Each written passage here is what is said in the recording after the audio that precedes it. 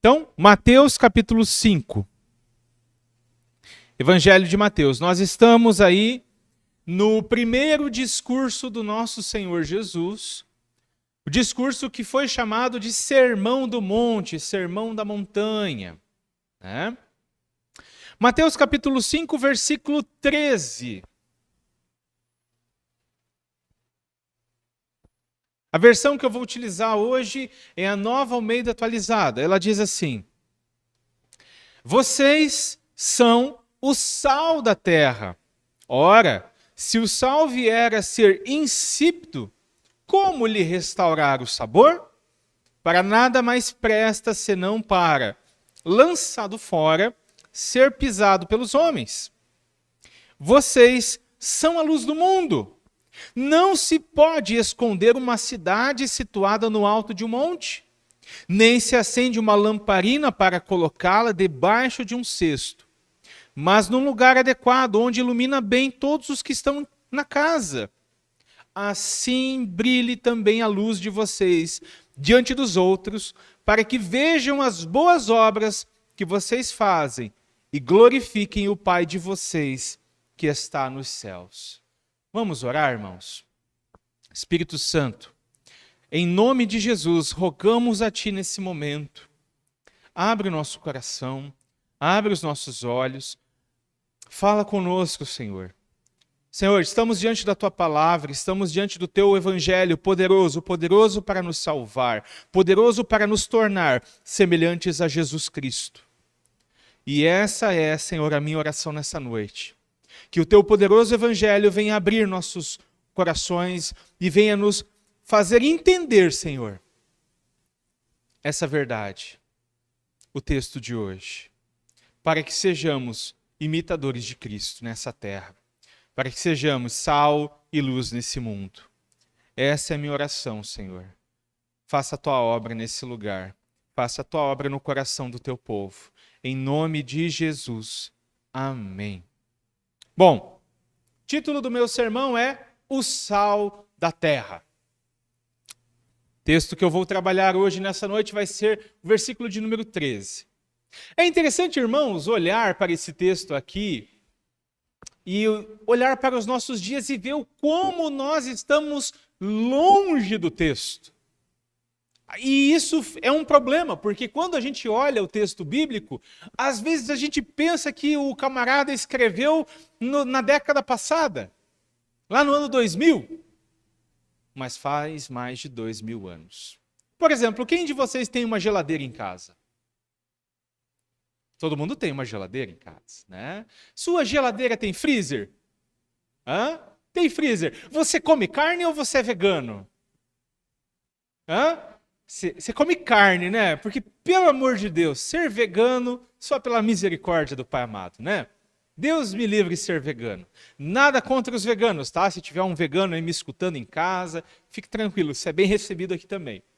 Mas eu, como todo cidadão brasileiro, como boa parte, como vocês, gosto de carne, gosto de churrasco, né? Ou você não gosta de churrasco? Ah, a gente gosta de carne, né? Somos carnívoros. Não somos carnais, somos carnívoros. Mas, olha que interessante. Quem aqui tem o costume de comprar uma vez por mês a carne no mercado? Você tem esse costume? De uma vez por mês você vai lá e faz o rancho do mercado, né? O rancho do mês da casa, não do mercado, perdão. Lá em casa a gente faz dessa forma também. Uma vez por mês nós vamos no mercado, compramos tudo que a gente precisa, ou pelo menos o principal, né? E o que o dinheiro dá também. E compramos a carne do mês ali, né? A Sheila, como boa despenseira da casa, vai, né, fazendo ali, ó, essa semana a gente vai comer isso. E o que passar disso, olha, não pode. Tô brincando. Mas hoje nós temos a vantagem de poder fazer esse tipo de coisa, porque nós temos um negócio chamado geladeira. E a nossa geladeira tem um negócio chamado freezer. Então, quando você compra carne, você chega em casa com a tua carne e você deixa ela em cima da pia? Você não deixa a carne em cima da pia. Você põe ela onde? Na geladeira, no freezer de preferência. Principalmente se você não vai comer naquele dia, naquela semana, você põe no freezer. Se você não pôr a carne no freezer, o que acontece? E como que é? Você já deixou uma carne fora da geladeira? Hã? Já perdeu um pedaço de carne por causa de esquecer lá em cima da mesa, em cima da pia? E você chegou lá no outro dia, estava aquela carniça, aquela catinga. Hã? Fica ou não fica fedorento o negócio? Fica, não fica? Então, mas nós vamos ver hoje que no tempo de Jesus, eles não tinham freezer. Eles não tinham geladeira. Fernando, e como é que eles faziam então? Bom, eles utilizavam sal. Eles utilizavam sal para conservar a carne. Bom, o Sermão do Monte nós vimos até domingo passado as bem-aventuranças. Nas bem-aventuranças, nós vimos Jesus descrevendo como deve ser o coração e o caráter do discípulo. Sim ou não? Nós vimos isso, o coração e o caráter do discípulo. Agora nós vamos ver como o discípulo ele deve viver nesse mundo.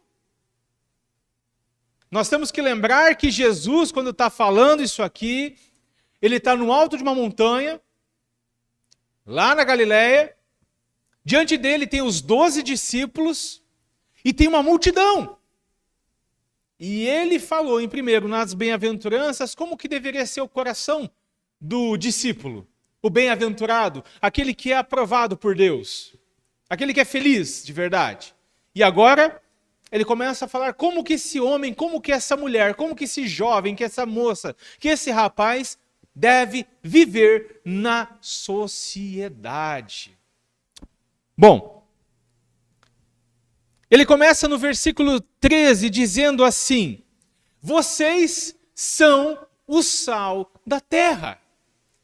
Irmãos, a primeira verdade desse texto é que os discípulos de Jesus são o sal da terra. Os discípulos de Jesus são o sal da terra. Somente os discípulos. E como eu estava falando antes, a respeito do sal, no tempo de Jesus, o sal era uma das coisas mais valiosas que existia.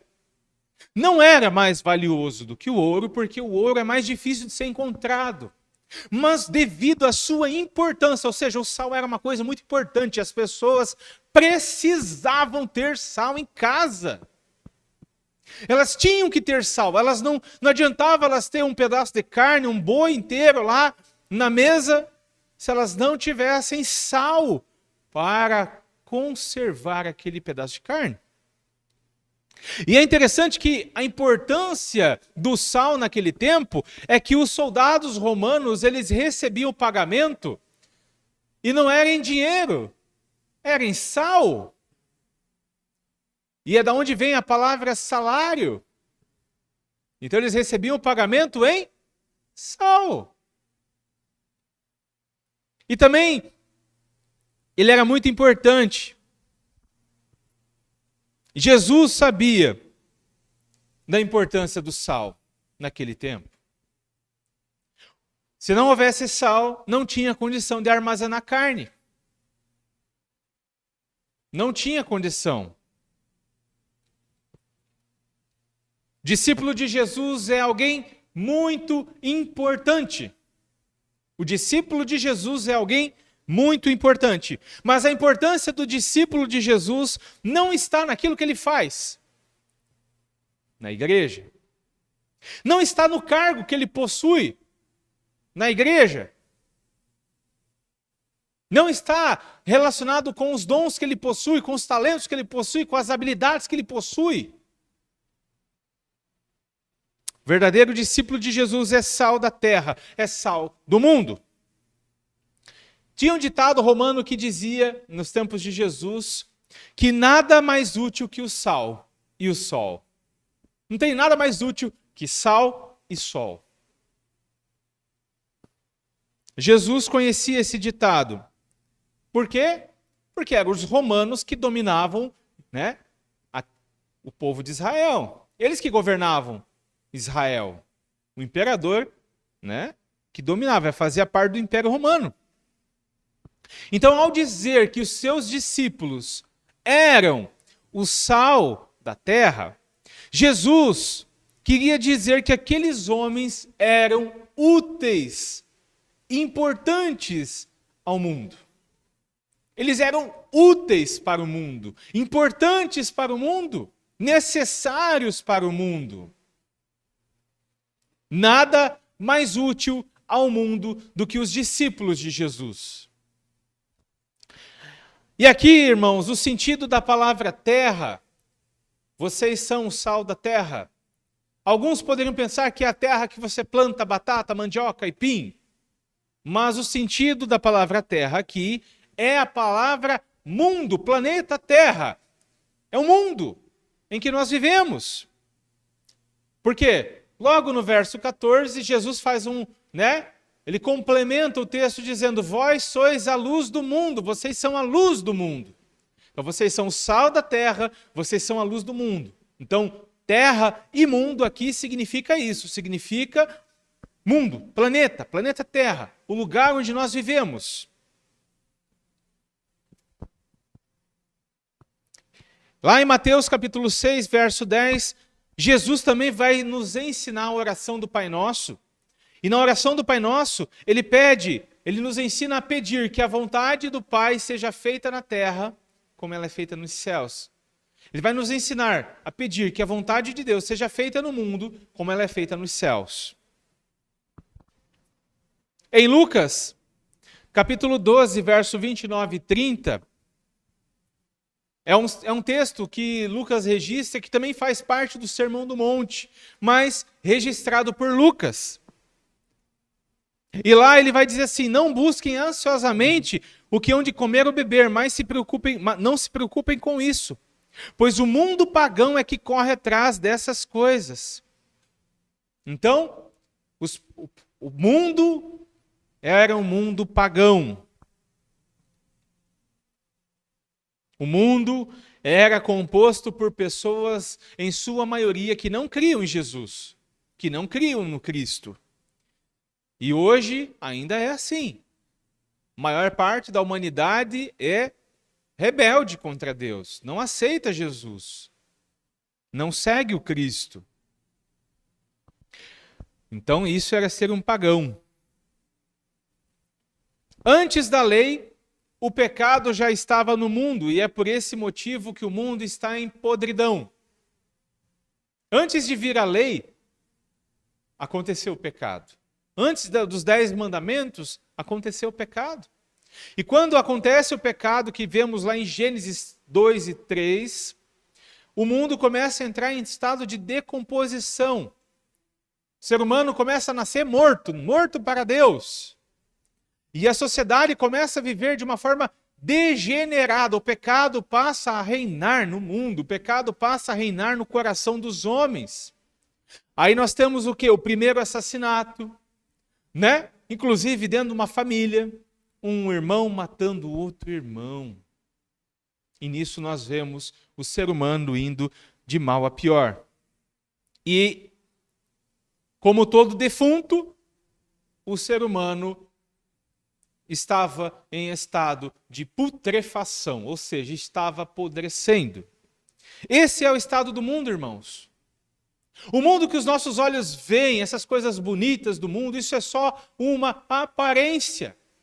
O mundo vai de mal a pior. Essa que é a verdade. Os valores morais do mundo estão cada dia menor, mais baixos. Este é o estado dos homens longe de Deus, longe de Cristo, e que não tem habitação do Espírito. Então, faz muito sentido Jesus dizer que os discípulos dele são o sal da terra. Mas por que os discípulos são importantes para esse mundo? Por que Jesus diz que eles são o sal da terra? Por quê? Porque os discípulos de Jesus devem influenciar o mundo. E aí eu me encaminho para o segundo ponto do meu sermão. Diz assim o texto: vocês são o sal da terra. O segundo ponto do meu sermão é: os discípulos devem influenciar este mundo pagão. Essa é a segunda verdade do texto. Sendo o sal da terra, os discípulos devem exercer influência sobre o mundo, assim como o sal, ele exerce influência sobre um pedaço de carne. Porque é o sal que não deixa aquela carne apodrecer. É o sal que retarda o apodrecimento daquela carne. E você pode fazer em casa se você quiser. Pega lá um pedaço de carne, tem uns vídeos no YouTube ensinando, faz lá, coloca sal, bota para secar, não vai precisar de geladeira. Então, sendo o sal da terra, os discípulos devem influenciar o mundo. Esse é o propósito de Deus para os seus discípulos. Irmãos, nós fomos chamados por Deus para ser sal da terra. Muito se fala sobre qual é o seu propósito, qual é o meu propósito dessa vida, nesse mundo. O propósito do discípulo de Jesus, segundo esse texto de Mateus, segundo o nosso Senhor Jesus, é ser sal, é ser influente no mundo. Esse é o poder do sal. O propósito do sal é conservar a carne. E esse é o poder do discípulo de Jesus: combater a podridão presente no mundo. Martin Lloyd Jones vai dizer assim: somos humildes de espírito, né? Somos humildes de espírito. Somos misericordiosos, mansos, temos fome e sede de justiça, a fim de que, em certo sentido, possamos ser sal da terra. Então nós deixamos de passar do momento de contemplação para uma função e um propósito nesse mundo. É para isso que você está nesse mundo. Não seria muito mais fácil, depois da salvação, nós sermos tomados por Deus e subir aos céus? Sermos arrebatados pelo Senhor? Não seria melhor, mais fácil? Deus não poderia fazer isso? Você foi salvo. Esse mundo está perdido. Esse mundo está perdido porque você liga a TV, você vê o quê? Desgraça. Você abre a internet e você vê desgraça. Não seria melhor? Você vai ser salvo. E quando você for salvo, você vai partir desse mundo. Mas esse não é o propósito de Deus.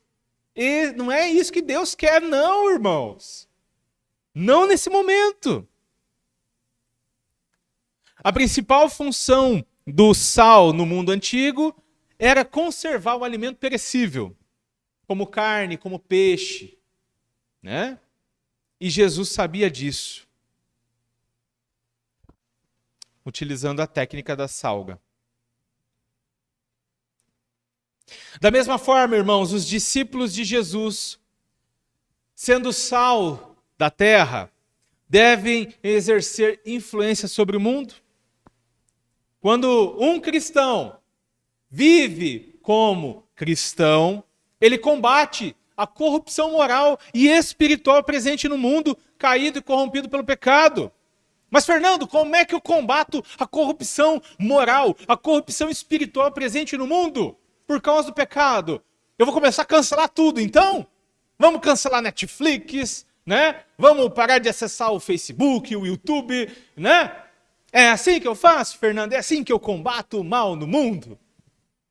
Irmãos, sempre que surge uma polêmica, levanta-se a lebre do seguinte: vamos cancelar.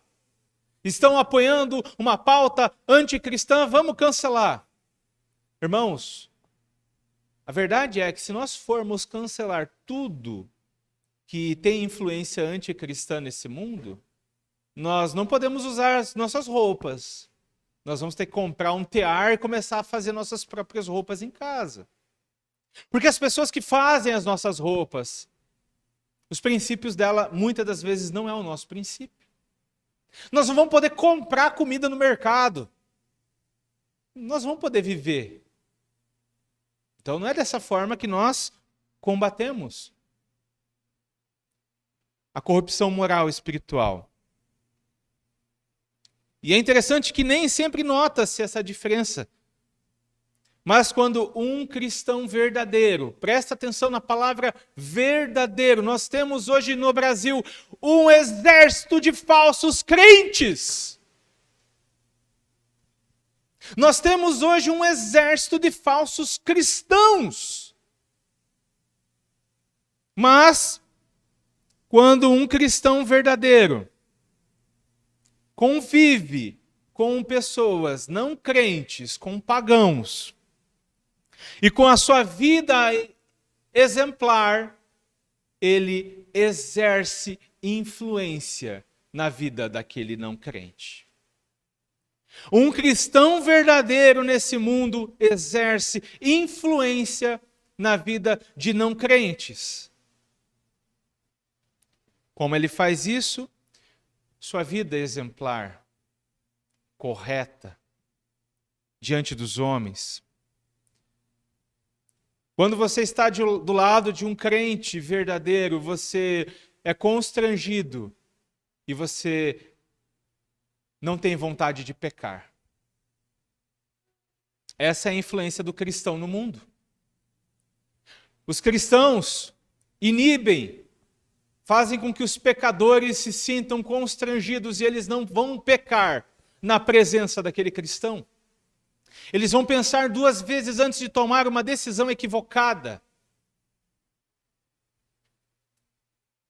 Quantos casamentos permaneceram porque um descrente tinha um amigo cristão, o qual, demonstrando o amor que tinha por sua esposa, por seus filhos, fez ele mudar de ideia e desistir do divórcio? Quantos que por influência de um amigo ou de uma amiga cristã largaram a vida do crime? E aqui, irmãos, eu não estou falando de gente que se converteu.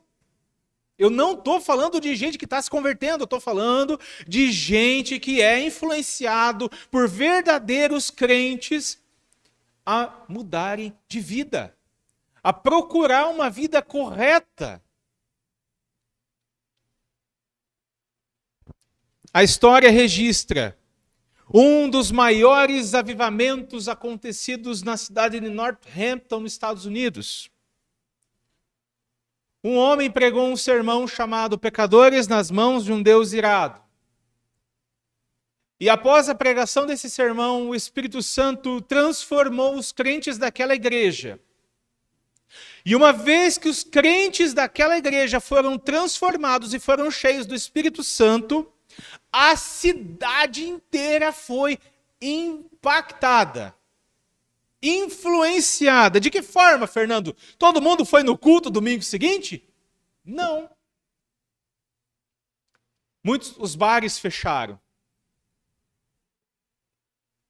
As pessoas ficaram com medo de pecar. Os bares fecharam. Os prostíbulos fecharam. Por quê? Porque os homens pararam de ir. Eles iam para casa cuidar da sua família. Mas por que isso aconteceu? Por causa da influência daqueles crentes que viveram um avivamento, que tiveram sua vida transformada. É interessante, irmãos, que os registros não dizem que toda a cidade se converteu. O que os registros históricos dizem foi que toda a cidade foi impactada e que se ouvia o choro de pessoas nas casas por causa dos seus pecados. Irmãos, o mundo hoje só não é pior por causa dos verdadeiros cristãos, que como sal exercem influência nesse mundo. E aí, quando nós olhamos para países, para cidades, para lugares onde o cristianismo não aparece, não existe, nós vamos ver que são os piores lugares do mundo para viver. São os lugares onde as leis são desumanas. São lugares onde o ser humano não tem valor nenhum, não tem liberdades.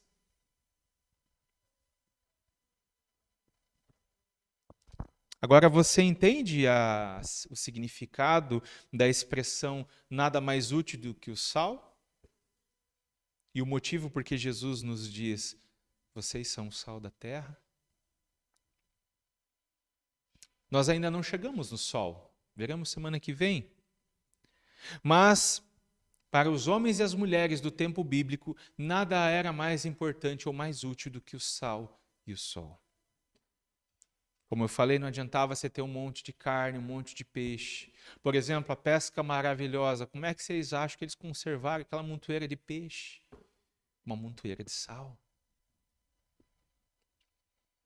E esse era o propósito do sal naquele tempo. Ele também era utilizado para dar sabor aos alimentos, como é hoje.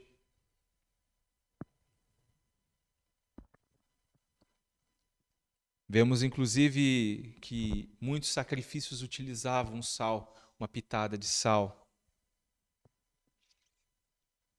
Nada mais útil ao mundo do que os verdadeiros cristãos, irmãos. Nada mais útil ao mundo do que a presença de verdadeiros cristãos. Pois os verdadeiros cristãos exercem sua influência secretamente, muitas das vezes. Como assim, Fernando? Eles não ficam cancelando tudo e todos, mas com a vida deles. As pessoas não leem as nossas Bíblias, mas elas leem a nossa vida, irmãos.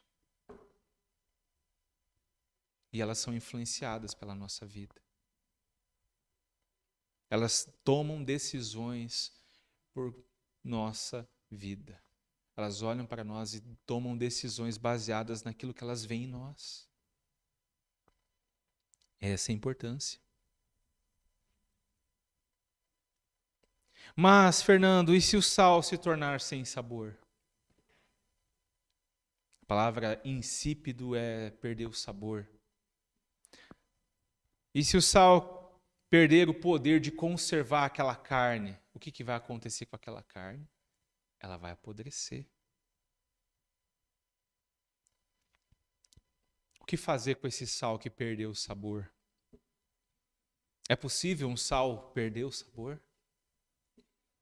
Um sal que não salga se tornou inútil, não serve para mais nada, a não ser pisado pelos homens. E aí eu me encaminho para o terceiro ponto do sermão, irmãos. O texto diz, vocês são sal da terra. Ora, se o sal vier a ser insípido, ou seja, sem sabor, como lhe restaurar o sabor? Para nada mais presta, senão para lançado fora, ser pisado pelos homens. A terceira verdade, irmãos, desse texto é: os discípulos que não exercem influência nesse mundo são inúteis. Não servem para nada. Os discípulos são o sal da terra. Os discípulos, como sal da terra, devem exercer influência no mundo. Os discípulos que não exercem influência no mundo são considerados por Jesus como inúteis, não servem para nada. E serão lançados fora para ser pisado. E aí eu pergunto para você, pode o sal deixar de salgar? Você que cozinha, né? Você que cozinha também. Mas pega uma colher de sopa de sal bem cheia. Pensa uma colher de sopa bem cheia de sal e você coloca num copo. Só tem o sal dentro do copo. Você tem coragem de, ou melhor, você conseguiria beber ou comer todo esse sal? Não consegue. Você vai parar no hospital, provavelmente, se você tentar. Agora me diga uma coisa, se você encher esse copo com essa uma colherada de sal, mexer bem, você consegue tomar o copo de água com esse sal? Não. Talvez você consiga molhar o bico.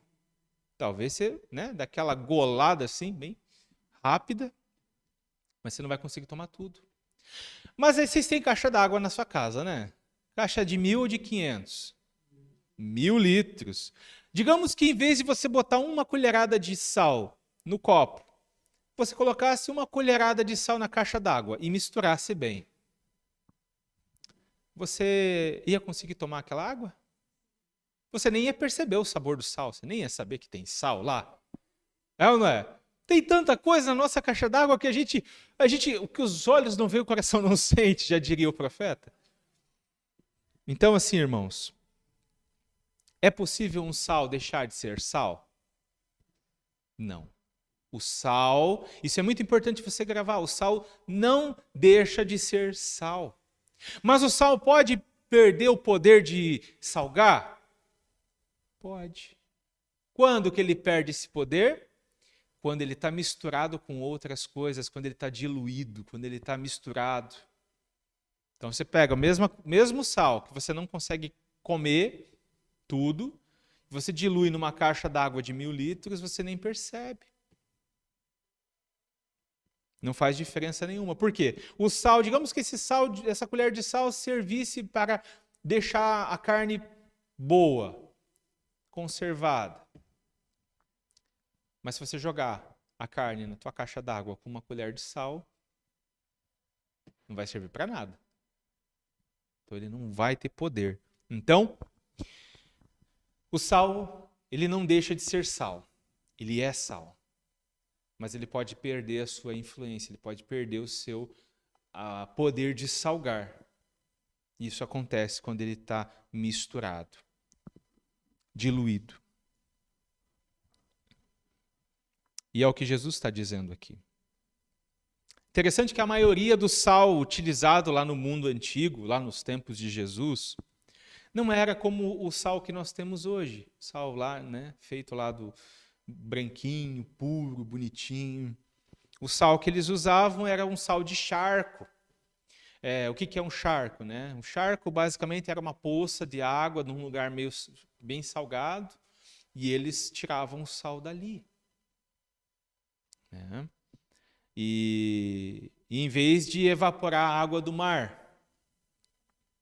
Então, por isso, esse sal ele tinha muitas vezes impurezas. Também, além dos charcos e de outras lagoas, o pessoal utilizava naquela época o sal do Mar Morto, ali, daquela região do Mar Morto. O problema é que o sal daquela região, ele perdia muito fácil o sabor, o poder de salgar. Por quê? Porque ele tinha uma mistura no sal de um elemento chamado gipsita. E ele também era muito alcalino. Então você precisava de uma quantidade muito grande daquele sal e depois de um determinado tempo ele parava de funcionar. Então aí ele não servia para mais nada. E o que o pessoal fazia? Ou jogava fora ou botava na laje de casa. Era um laje de barro e o sal ajudava ali a fechar os pontos de goteira. Né? E o pessoal subia nas casas e ficava lá futricando. Então, por isso que a expressão pisado pelos homens. Então, o discípulo de Jesus, ele não deixa de ser sal, mas ele pode deixar de exercer influência nesse mundo. E isso acontece quando isso acontece, Fernando? Quando o discípulo de Jesus não vive como alguém que foi batizado em nome da Trindade. Ou seja, ele foi batizado no nome do Pai, do Filho e do Espírito Santo. Mas ele não vive como crente no mundo. Ninguém sabe que ele é crente. Os pensamentos dele não refletem os pensamentos de Cristo. As palavras dele não refletem as palavras de Cristo. As atitudes dele não refletem as atitudes de Cristo. Ele é igual a todo mundo. E é triste, irmãos, abrir o jornal, ligar a televisão, internet e constatar que muitos que se dizem discípulos de Jesus não vivem como discípulos de Jesus. Quase diariamente, irmãos, o mundo esfrega na nossa cara essa verdade. A verdade de que pessoas que dizem ser crentes não vivem como crentes. É só você ligar a televisão, é só você conviver. Você convive com pessoas, às vezes, que dizem ser crentes, carregam uma Bíblia debaixo do braço, veste como crente, ora como crente, canta como crente, mas não vive como crente. Quase diariamente, por exemplo, também o mundo esfrega em nossa cara a corrupção de muitos políticos evangélicos.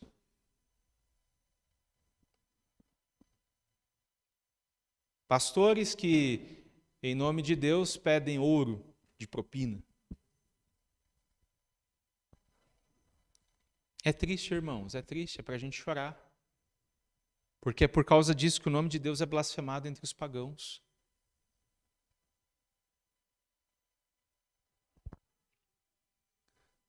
São todos assim? Não. Graças a Deus que não são. Mas os que perderam seu poder de influência cristã são muito maiores, são mais numerosos, são mais conhecidos. Pastores que se divorciam, cantores de música gospel que protagonizam escândalos, abusos de toda sorte, sexuais, psicológicos, cometidos por líderes evangélicos e católicos. Porque geralmente quando a gente pensa em abusos, a gente pensa apenas em uma religião que não é nossa. Mas infelizmente, irmãos, é triste ver que os evangélicos precisam conhecer o Evangelho. Em João 17, Jesus ora ao Pai em favor dos discípulos. João 17, 15 ao 18, Jesus vai dizer assim: não rogo que os tires do mundo, mas que os protejas do maligno. Eles não são do mundo, como eu também não sou. Santifica-os na verdade, a tua palavra é verdade. Assim como me enviaste ao mundo, eu os enviei ao mundo. Então, os discípulos, eles não são mais desse mundo. Os discípulos de Jesus não são desse mundo, mas, como eu falei antes, o propósito de Deus não é nos arrebatar no momento de conversão. É nos deixar nesse mundo para exercer influência. Então Jesus não pede que o Pai tire seus discípulos do mundo, mas que o Pai o proteja os seus discípulos do maligno. E assim como Jesus foi enviado ao nosso mundo caído para morrer e dar a vida por pecadores, por homens e mulheres mortos, os seus discípulos devem anunciar o Evangelho e influenciar o mundo, sendo sal da terra. E o que acontece, Fernando, quando um discípulo de Jesus deixa de influenciar o mundo? O que acontece quando um discípulo de Jesus deixa de ser referência para aqueles que o cercam? É possível restaurar o sabor de alguém que perdeu o poder de influência? Jesus diz, irmãos, que não é possível. Ele deixa de ser útil, torna-se inútil, não serve para nada. Nos tempos de Jesus, como eu falei antes, quando o sal deixava de servir para sal, ele era jogado no telhado onde ele era pisado, era jogado na rua onde ele era pisado, não servia para mais nada. O mesmo acontece quando um discípulo de Jesus, que deveria ser exemplo para aqueles que o cercam, age como um verdadeiro descrente, seguindo o padrão desse mundo caído e deixando de influenciar para ser influenciado pelos padrões mundanos. O ponto central aqui é que os discípulos de Jesus, irmãos, devem viver nesse mundo conforme as regras do reino de Deus. Pois os discípulos, como discípulos, são chamados a ser desinfectantes moral, em um mundo cujos padrões moral são baixos, inconstantes ou inexistentes. Mas como realizar tal tarefa sem o seu poder de influência? Impossível. Somos chamados para viver nesse mundo como pessoas que foram batizadas em nome da Trindade. Trazendo para a nossa vida, irmãos, a primeira coisa, o discípulo de Jesus, ele é o sal da terra. A pergunta que fica é: nós somos discípulos de Jesus? Nós somos discípulos verdadeiros de Jesus? Nós procuramos viver com Cristo, caminhar com Cristo, imitar a Cristo. Fazer isso aqui nesse prédio aqui é fácil. Botar uma roupa de crente é muito fácil. Agora, viver como crente nesse mundo corrompido é o que mostra se você e se eu somos discípulos de Jesus. Precisamos analisar isso, precisamos refletir nisso. Eu sou um discípulo de Jesus?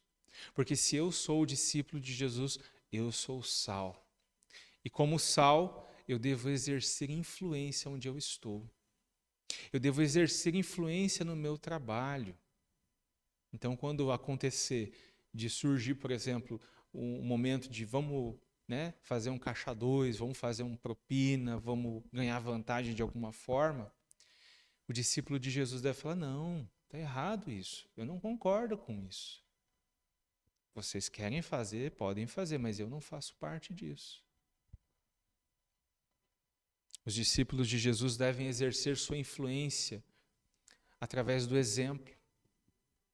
Falar que é crente é muito fácil, irmãos. Nós devemos ser exemplos, nós devemos viver como Cristo.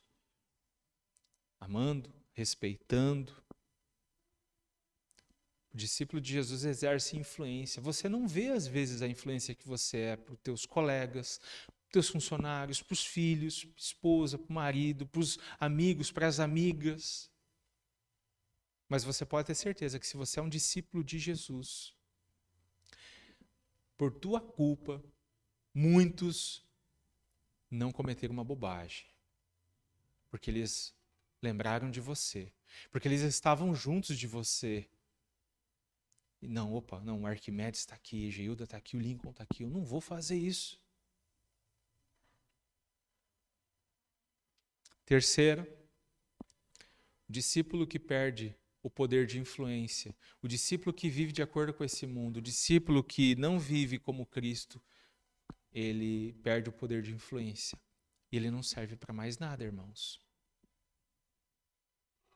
E, infelizmente, é triste falar isso, mas uma legião de gente falando que é crente, que é discípulo de Jesus, e eles perderam seu poder de influência no mundo. Por exemplo, aquela pastora que matou o marido, que mandou matar o marido. Talvez eu não vou julgar se ela é ou não é, mas eu vou dizer, o poder de influência que ela tinha, ela perdeu. Um pastor envolvido com política, que cometeu um crime de desvio de verbas, de pedir propina, e que é revelado. Ele perdeu a influência dele como discípulo de Jesus. As pessoas olham para ele e não querem mais saber. Um homem ou uma mulher que trai a esposa ou trai o marido, ele perde o poder de influência na vida de outras pessoas.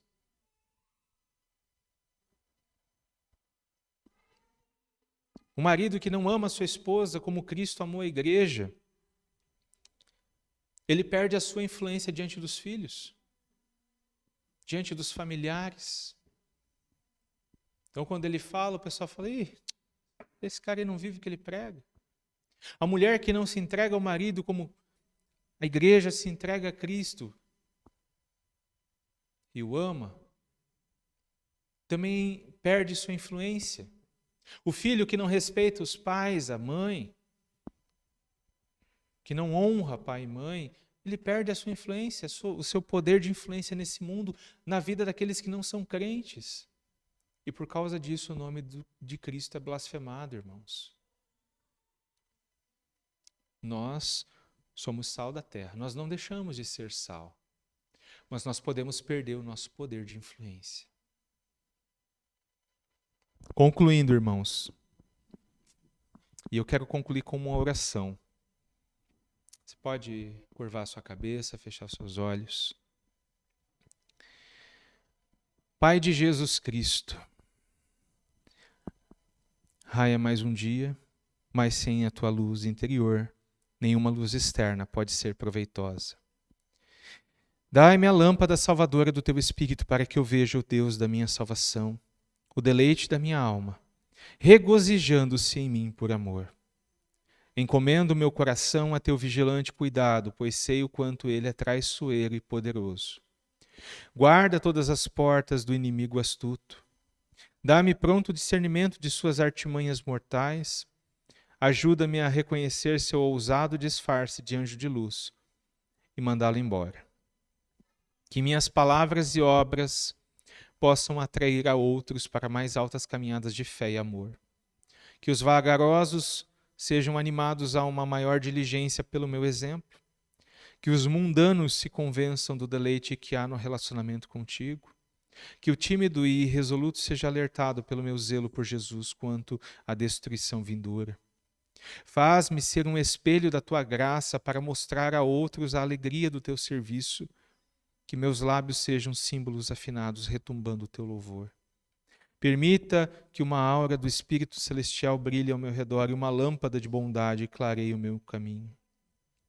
Ensina-me a feliz arte de cumprir as tarefas temporais com uma mente centrada nas coisas eternas. Envia-me a ter compaixão dos ignorantes e dos que sofrem. Ajude-me a andar como Jesus andou, meu único Salvador e exemplo perfeito, tendo sua mente como meu ser interior e sua humildade como o traje com que me revisto. Permite que eu seja feliz, seja entre os pobres em espírito, que meu deleite seja os gentis mansos e que eu prefira estimar os outros como superiores e encontrar na verdadeira humildade a herança de dois mundos. E que o Senhor nos leve em paz e segurança para casa, nos livre de todo mal. Em nome de Jesus Cristo. Amém. Amém, queridos. Que Deus nos